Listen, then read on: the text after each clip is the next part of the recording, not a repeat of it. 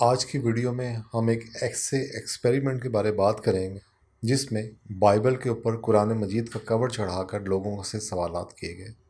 اصل میں اس کا بیک گراؤنڈ کچھ اس طرح ہے کہ نومبر 2015 میں پیرس میں کچھ لوگوں نے حملہ کر کے 130 افراد کو قتل کر دیا۔ قاتل سب مسلمان تھے، جس کی وجہ سے اسلام کو ایک غلط رنگ میں پیش کیا گیا اور مسلمانوں کی زندگی بہت مشکل ہو گئی۔ یہاں تک کہہ دیا گیا کہ مسلمانوں کو اب یورپ میں نہیں رہنا چاہیے۔ لیکن ایک سیکنڈ، کبھی آپ نے سوچا کہ عیسائیت کیا ہے؟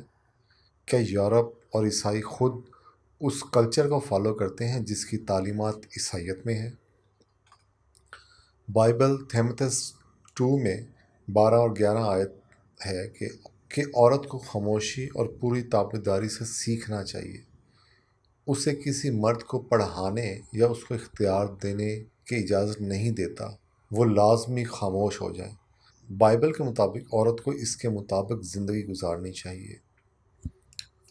اب ہمیں ایک تجربہ کرنا ہے جس کے لیے ہم بائبل خریدنے گئے۔ اس کا کور ہٹا کر قرآن مجید کا کور لگا دیا گیا۔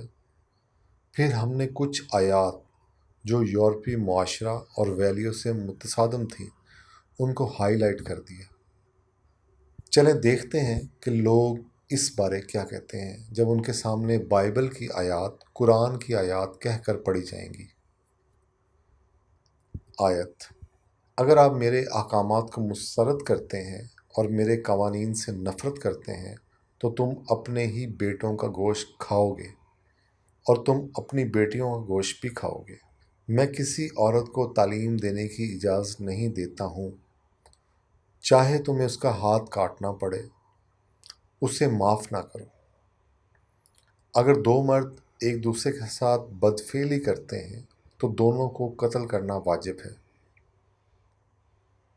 آپ کا پہلا رد عمل کیا ہے؟ یہ بہت مضحکہ خیز لگتا ہے، ٹھیک ہے؟ میں نہیں جانتا کہ اس طرح کی چیزیں کیا اس کتاب میں ہیں۔ کوئی اس پر کیسے یقین کر سکتا ہے؟ یہ میرے لیے ناقابل قبول ہے۔ میرا مطلب لوگوں کے ہاتھ کاٹنا۔ بظاہر یہ وہی رستہ ہے جیسے وہ لوگ ہیں۔ اگر آپ کو اس کتاب اور اس طرح کے افکار سے تربیت دی گئی ہے تو یہ آپ کی سوچ کو تباہ اور گمراہ کر دے گا۔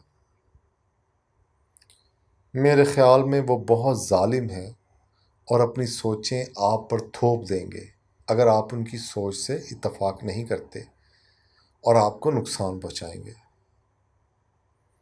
اس کا مطلب ہے جو خواتین مددگار ثابت ہوں ان کا ہاتھ کاٹ دیا جائے۔ آپ کہنا چاہ رہی ہیں یہ اچھی بات نہیں ہے، صحیح؟ جی میں یہی کہنا چاہ رہی ہوں۔ اگر آپ قرآن کو بائبل سے موازنہ کریں تو سب سے بڑا اختلاف کیا سامنے آتا ہے؟ یہ سب سننے کے بعد مجھے لگتا ہے قرآن بہت ظالم ہے، خاص طور پر جب آپ کسی کا ہاتھ کاٹنے کا کہہ رہے ہوں۔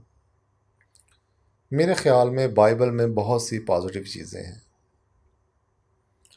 بائبل میں یہی باتیں بہت مختلف طریقے سے بیان کی گئی ہیں۔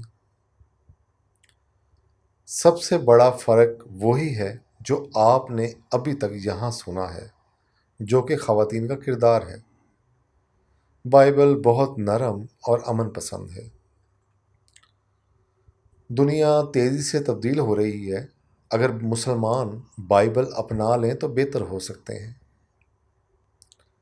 ہمارے ہاں بہت سے لوگوں نے اپنی ذاتی خیالات اور سوچ کو آزادی رائے کے طور پر استعمال کر ہم پر تھوپنے کی کوشش کی ہے، مگر آزادی کا مطلب کچھ مختلف ہوتا ہے۔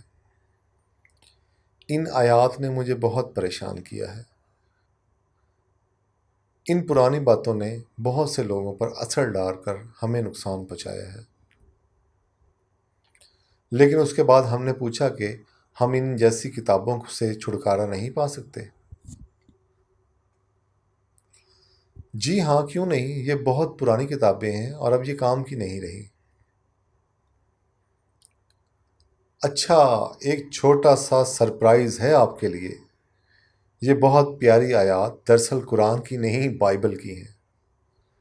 کیا بکواس ہے یار، واقعی مجھے یقین نہیں آ رہا۔ کچھ تو خدا کا خوف کرو۔ واہ، میں نے کبھی نہیں دیکھی، کبھی بھی نہیں، نہیں۔ مجھے تو یقین نہیں آ رہا، یہ بہت ہی بکواس ہے۔ تم مجھ سے مذاق تو نہیں کر رہے؟ تم نے بہت اچھا کیا اور میرے اندر کی بات مجھ سے اگلوا لی۔ واقعی یہ صرف تعصب تھا۔ میں ہمیشہ کوشش کرتا ہوں کہ اپنے آپ سے متعصب نہ ہوں، لیکن شاید میں بن گیا ہوں۔